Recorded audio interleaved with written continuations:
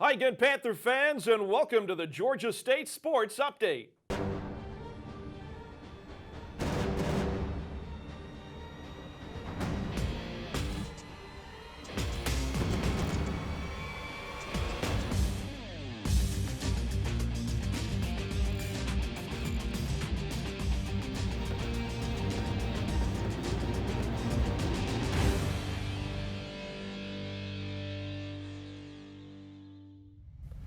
First show of the season here in the Georgia State Sports Update. Dave Cohen in studio along with the head football coach of the Georgia State Panthers. That's head coach Trent Miles. Seems like we were just sitting here talking about a trip to the AutoNation Cure Bowl down in Orlando. But I know it's been a busy off season for your football team. 7th season of Georgia State football coming up Friday night in the Georgia Dome against the Ball State Cardinals. And it might seem that way to you. It seems like about 5 years ago to me. So. And for you, Coach, your 4th season here at Georgia State. How was the off season, and how are you feeling heading into this the opener? Well, there's really no off season anymore. It's it's satellite camps, it's recruiting, it's texting, it's tweeting, it never stops. So you get a couple weeks there with your family and watch them grow before your eyes, and right back into it. And plus, our players never go home for the summer. You know, they go home for a few weeks at the end of the spring semester. Then they come back and they're there all of June, all of July, and we're right back into it at the beginning of August. So it's great, but at the same time, you know, it goes by in a hurry, and hopefully it put us in a good position to be able to compete this year. Coach, it's interesting that the season open this year is against Ball State, because as you and I have talked about on numerous radio shows, I really thought it was the Ball State game in Muncie last year, 31-19 the final score, Panthers win it. Great flight back to Atlanta. I thought that was the turnaround game for the season a year ago, which ended up finishing at 6-7 in a bowl game. Well, we had a couple games that were really important, and each win that you can get when you're just starting out is very important, and we were very fortunate to go there and win. But this is a completely different year, 2 different teams. They've got a new coaching staff. They've got high energy and a lot of hope, and they're talented. So, you know, we've got to go out and play great football and not think about what happened last year, because it has no influence on this game. We'll have a different quarterback. We'll have a different kicker. We'll have different players in different positions. So we're a whole new football team, and we've got to go out and prove ourselves that we're capable of beating a good MAC football team. And you say that even with 16 players who started a football game last year returning to this year's team. You mentioned some key positions. You've had good competition throughout summer and throughout the fall camp. But it is a different football team. A lot of the same faces, but in what ways do you see some of the differences as you transition from everything that was accomplished last year into this coming season? Well, we have different leadership now. You know, you lost your leaders in Joe Peterson and Taurus Batiste and Nick Arbuckle. So you have to find the leadership from within, and hopefully somebody's going to rise to the top and do that. That's the big thing with us. I think we'll be bigger. I know we'll be bigger. We'll be stronger. We'll be faster. But do we have the same type of leadership that we had during our season last year? And that's yet to be determined. You're right, the 2 leaders last year, one on offense, one on defense. Obviously, you could point to Nick Arbuckle at quarterback, as you mentioned, Joe Peterson right there amongst the linebackers. With everything that Nick was able to accomplish, it's great that he's been back through a good bit of fall camp, helping the guys that are competing for the starting quarterback spot kind of get acclimated to the position. No one knows better what you and what Luke Heward, the quarterback's coach and offensive coordinator, are looking for than he does. Well, Nick's been around, but he hasn't really worked with them because he's still working. He's getting in a position to be called by a CFL team. I'm not allowed to say which team. Right. So when they expand their roster a little bit later in the year, that's where he plans on going. So he's been basically just there observing and working on his own to get better. So it's good to have him around. You know, we welcome back all of our former players, and we've got quite a few of them working in the weight room and coming around and helping out. So it's good to have family around. You know, there's a big challenge at the quarterback position, and you know, we're not looking for someone to go out there and throw it for 5,000 yards. You know, we're looking for someone to lead the team, manage the game, and get us into the right plays and perform when needed. So we're not asking them to win it. We're asking them to just go out and play the best that they can. Well, you've told me many times it starts, you start building from the inside out, meaning your offensive and defensive lines. You've got a very experienced offensive line, maybe the most experienced you've had since you've been here and really in the 6 years that Georgia State has played football. which will help with this transition from Nick Arbuckle to whoever is your starting quarterback or whoever's playing quarterback, because I know you're looking to run the ball a little bit more, be a little bit more balanced than maybe we were a year ago. Well, we've preached that since we walked in the door. I mean, we want to be able to run the football. We've not been able to do that. We need to be able to do that. We feel we're very talented at the running back position. You know, Glenn Smith, Kendrick Dorn, Kyler Neal, DeMarcus Kirk, Darius Stubbs, Trey Barnett. They're all really good football players. So we've got to be able to run the football, take some pressure off, throwing it every down. And especially in this game, I mean, if you remember correctly, last year we only rushed for 33 yards in the game. You know, we threw for over 400, but we rushed for 33. If we try to do that again, we'll get beat bad. So we've got to make sure that we're a balanced football team. It just makes our whole team better. You know, you've said running back by committee, and the guys you just mentioned, whether it's Kyler Neal or Glenn Smith, DeMarcus Kirk. Kendrick Dorn was injured last year. Really haven't seen him, and other than practice, haven't seen the freshman. Two of which, by the way, when I asked you during signing day, give me 5 guys that are going to be possible impact players.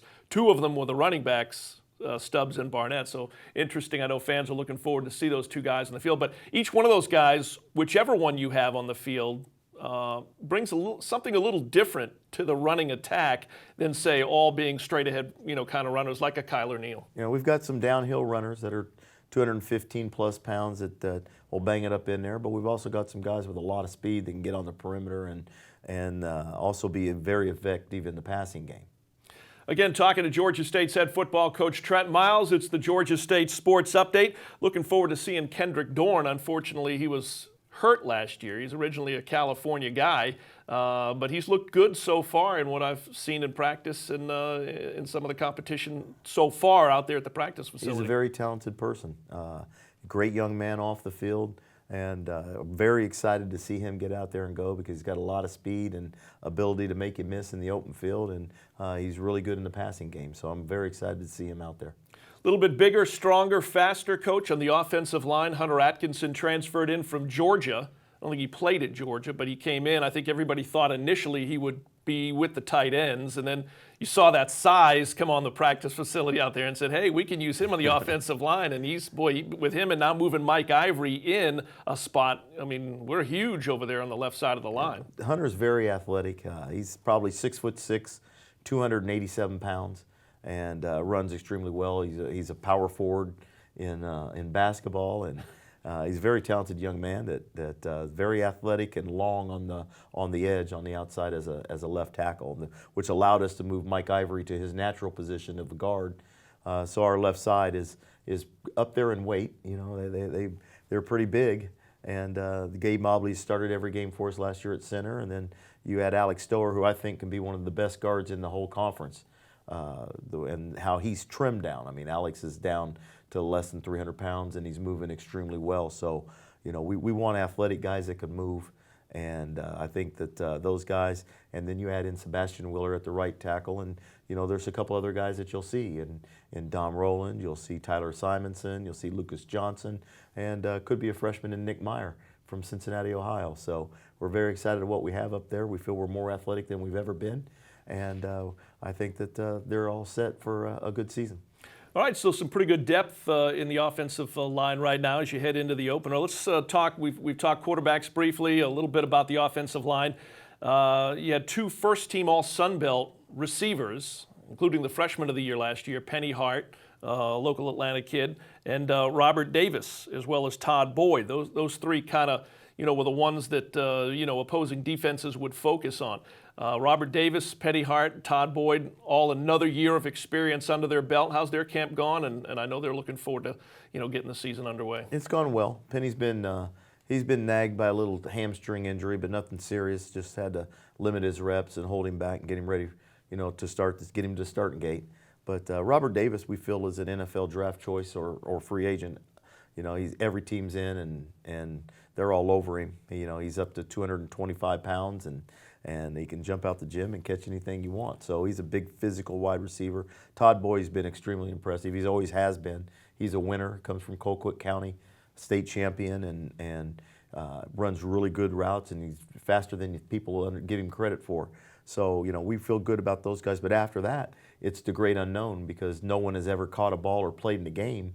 at wide receiver after those three. So, we will be playing some true freshmen that have no experience, and it'll be interesting to see, how big their eyes are on Friday evening when we play. So, I'm excited about them, and I'm excited about our whole team.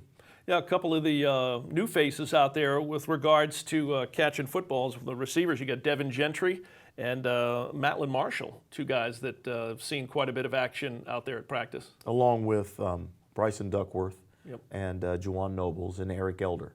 So all those guys be in the mix, and we'll see what happens Friday. And with regards to your tight ends, of course, Keith Rucker, good old reliable number 45, is back. Ari Wirtz, who kind of had a little bit of a breakout game in the bowl game last year, has another year. And you got Bill Technip and Jake Nesmith and one other guy who works out with your quarterbacks, but he may also get a little bit of time at tight end. He'll get more than a little bit of time. We're pretty sure that move's going to be solid from here on out. But Amir Scaife being, moving over, he's a 6'4", 248-pound young man that's talented, that can run and catch. So we've moved him over to tight end, and he's made the adjustment smooth. And we're really excited about the ability he brings. It's just another weapon that you can try to get the ball to out on the perimeter, and you couldn't ask for more from a better young man. I mean, again, like I say about most all these guys, high character, smart guy that just has a passion to be good. All right, before we head into our first package, I did want to talk to you a little bit about the defense. We mentioned Joe Peterson and Taurus Batiste, your top two tacklers, graduating off of the team a year ago. But you had 9 starters returning, and then you bring in a guy as well like Andrew Everett, who transfers in and gives us, along with Michael Shaw, the ability to put some pressure on opposing team quarterbacks. And you've got a lot of experience in your defensive line and in your corners and safeties again. Well, most of our defensive line have played with us since the day we walked in the door and started as true freshmen. Bringing in Andrew gives us length and size off the edge, and with the ability to drop into coverage. Michael Shaw, another year under his belt, and then Alonzo McGee, who arguably is one of the best linebackers in all the Sun Belt. I mean, he'll run sideline to sideline. He plays with a motor like none other. So, we feel good about what we have. And when in the back end, Bobby Baker and Brian Williams have played a lot of football for us. They're both talented safeties. With you add in 2 guys that we feel can play man-to-man on the outside, and Shannon Sullivan and Jerome Smith. We just got to keep Jerome in the games. And we feel like we've got a chance to be a pretty good defense, but we've got to go out and show it, and we've got to prove it on Friday. All right, Coach, appreciate it. Great having you in here in the first show, the inaugural show of the new season. Your 4th year here, and looking forward to great things this year from Georgia State football. Thank you. Just one at a time, and looking forward to Ball State. It's an old rival of mine because that was our rival when I played in college. So, it's good to try to get after the Cardinals. All right, I want to thank Coach Trent Miles coming in, joining us here in studio in our first Georgia State sports update of the new season. Again, the 4th year for Coach Miles, 7th year for Georgia State football. As Coach mentioned, throughout the offseason, a lot of good competition. Even though there's a lot of players back, a lot of starters back, a lot of good competition at just about all the positions. And our Jared Oliver caught up with a number of those Panthers out there as they get ready for the start of the season out at the practice facility for Georgia State football.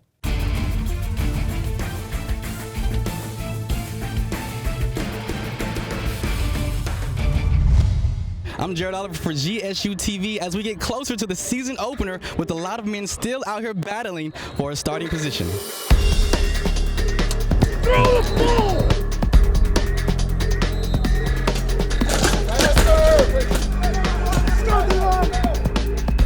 The Panthers' intensity is building as we draw nearer to Friday's opening matchup against Ball State. Following last year's bowl appearance, the players and coaches are looking for even more success this season.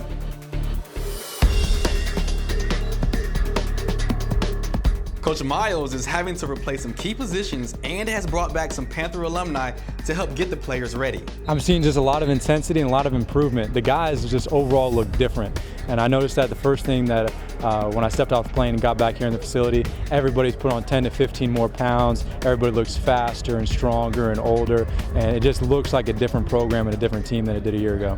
Everybody else in the conference, a lot of teams are trying to look for one good quarterback on the roster, and we have 2 or 3 good ones that we're trying to choose from. So that's, it's a tough decision to make, but it's a good decision to have to make. The quarterback battle has been going on throughout the spring and summer, and now with only a few days left before the opening game, it has come down to 2 young men. Connor Manning, a graduate transfer student from Utah, has shown promise. He played backup quarterback for the Utes and has some in-game experience which could provide leadership for the Panthers. I think it just took me a little bit to get, the offense going and build chemistry with some of the guys. And, once that happened, it was, we're really just out here trying to have some fun and while we're getting better at the same time. So it's, especially when coming into fall camp, we had the new faces, we kind of had to adjust a little bit, but overall, it's been really well so far. Another standout in camp has been redshirt freshman Aaron Winchester. Standing at 6'2", this two-time All-State standout is showing poise in the pocket and surprisingly mature leadership. Very comfortable. Obviously, I had a redshirt year last year, which I was able to, learn. But this time around, I think, installing having Coach Hewer, be the OC, and also our QB coach is able to have me a more specific understanding of the offense. Being able to have that one-on-one time and him being in our room, it helps, the development of me as far as being comfortable, understanding checks and all that type of stuff. The message this year is start fast, finish stronger. And that's just been the message throughout the summer, throughout this camp. It's to start fast and continue just to keep it going.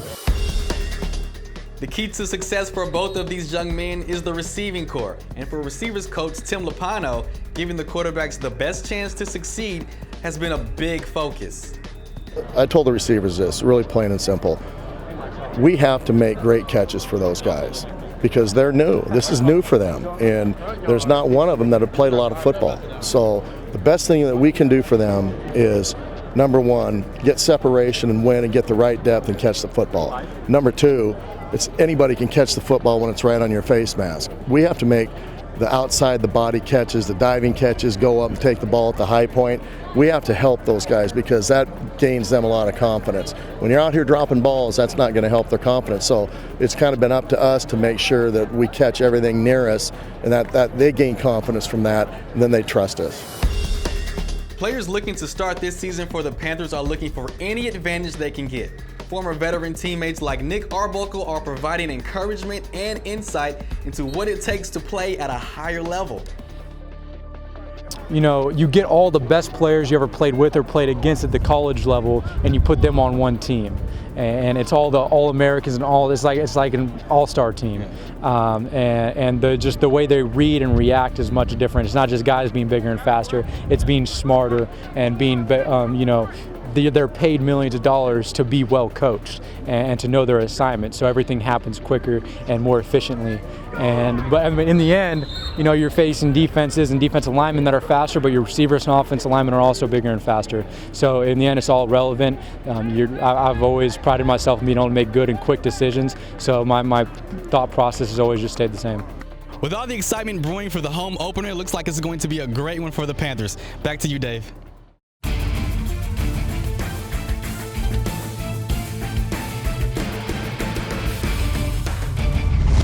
Thanks, Jared. We're looking forward to seeing the Panthers in the Georgia Dome Friday night when they take on the Ball State Cardinals. Again, that kickoff at 7 o'clock. Well, we appreciate having Coach Miles in studio. And, of course, Coach has them all season when it comes to having the football team on the field. And our next guest here on the Georgia State Sports Update really is the guy that has them all summer and anytime they walk through the doors of that new weight facility over there at the Georgia State practice facility, and talking about the strength and conditioning coach, Scott Holsopple. Coach, appreciate you coming in. And again, this is the time of the year where I don't want to say your work is done. A bulk of your work is done. Now you get them on a weekly basis, but how does your schedule change once we start playing?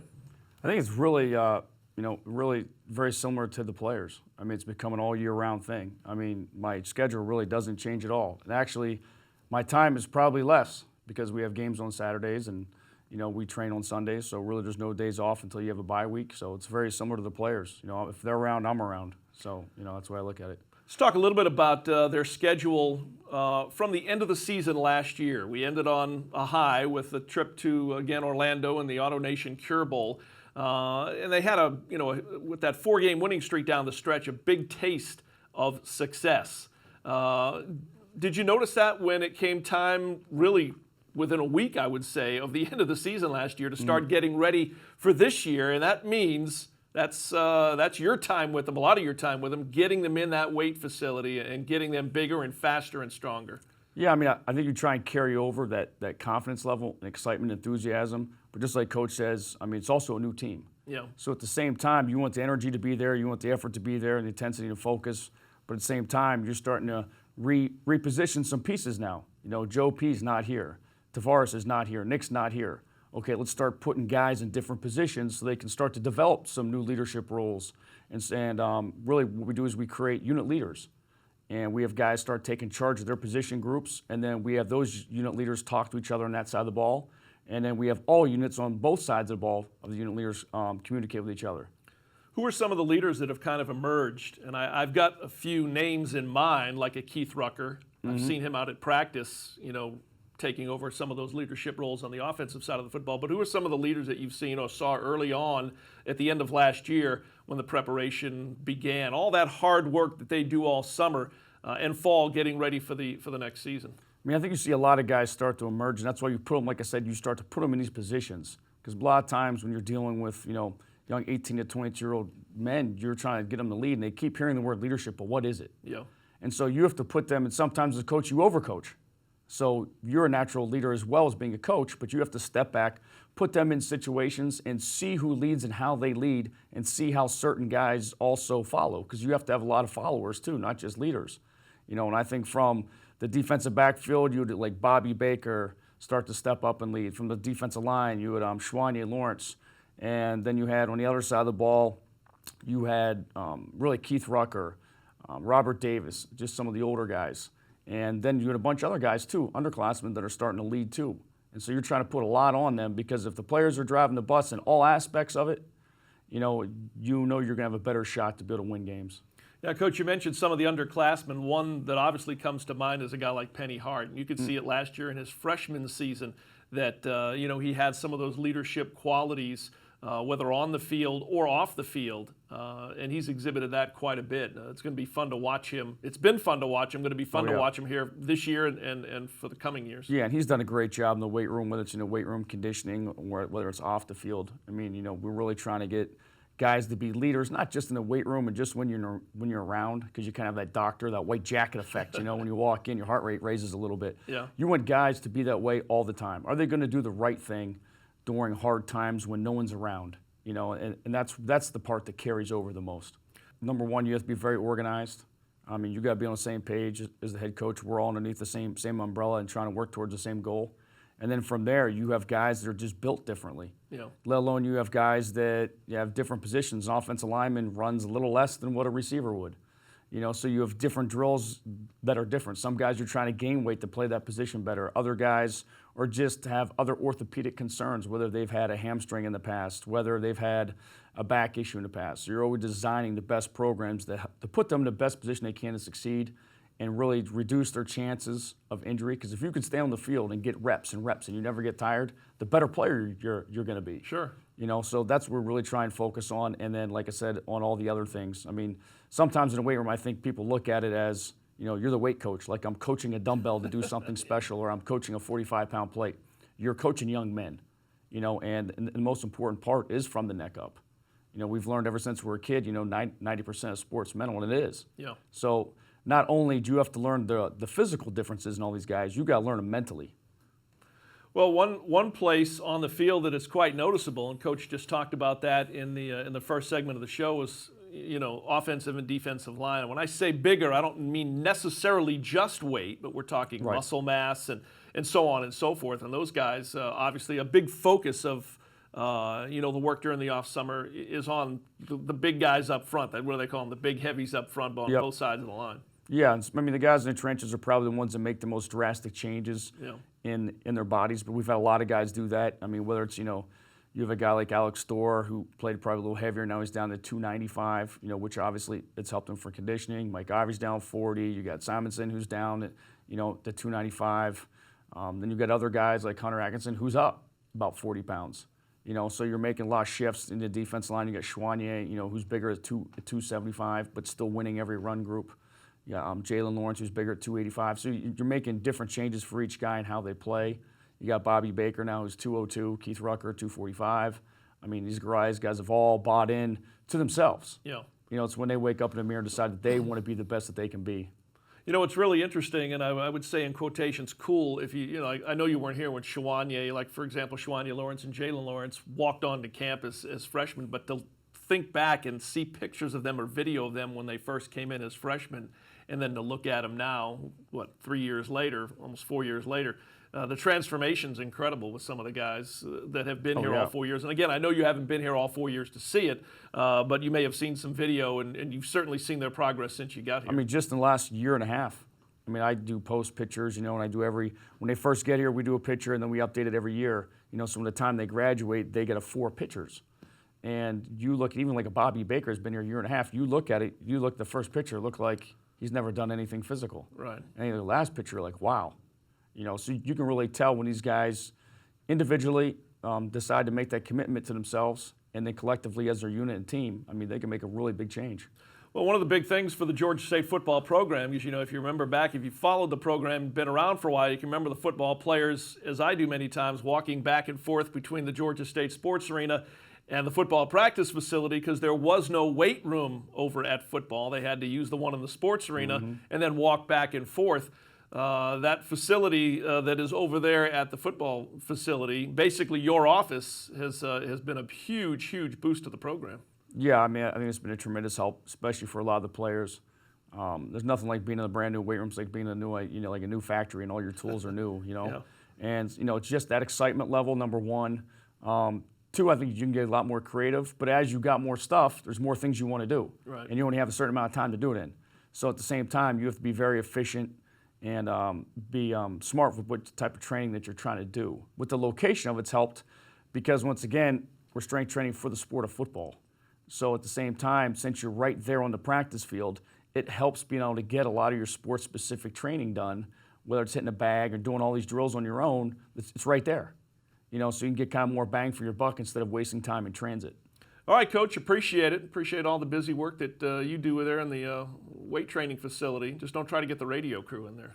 No, not yet. I want to make sure I'm invited back again. All right, I want to thank the strength and conditioning coach, Scott Olsopple, coming in, joining us here in the Georgia State Sports Update. And coming up, we'll check out what's coming up on the schedule here in Georgia State Athletics. Coming up this week in Georgia State Athletics, on Friday, September the 2nd, Georgia State football kicks off the season hosting Ball State in the Georgia Dome. Kickoff at 7:06 p.m. Eastern Time. Friday, September the 2nd, 5:30 p.m., women's soccer against Alabama A&M at the GSU Soccer Complex. Also on Friday, September the 2nd at 7:30, men's soccer in action against the Bison of Lipscomb. That also at the GSU Soccer Complex. On Sunday, September the 4th, 1 o'clock, men's soccer hosting Central Arkansas at the GSU Soccer Complex. And on Tuesday, September the 6th, women's golf competing at the Louisville Invitational. That'll be at the Berkeley Hills Country Club in Duluth, Georgia. Want to thank our guests on the Georgia State Sports Update, our first show of the new season, head football coach Trent Miles and our strength and conditioning coach Scott Olsopple. I'm Dave Cohen for the entire crew. We'll see you next week right here on the Georgia State Sports Update.